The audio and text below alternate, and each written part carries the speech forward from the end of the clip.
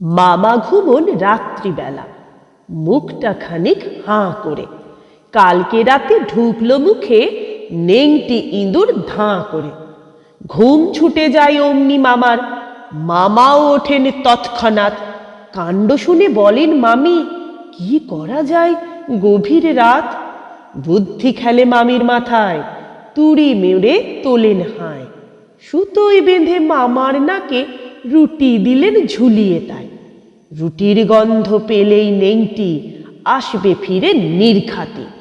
ঘুমেতে চোখ জড়িয়ে আসে, নিবিয়ে দিলেন তাই বাতি।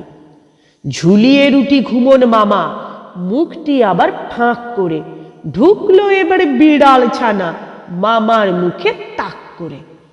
ধরফরিয়ে ওঠেন মামা, গলার আওয়াজ বড্ড ক্ষীণ। ঘুমের ঘোরে বলেন মামি, ভয় পাওয়াটা অর্থহীন। বিড়াল গেছে মারতে ইঁদুর, যাচ্ছ কেন ঘাবড়িয়ে? দেখবে মেনি আসবে ফিরে, নেংটিটাকে সাবড়িয়ে।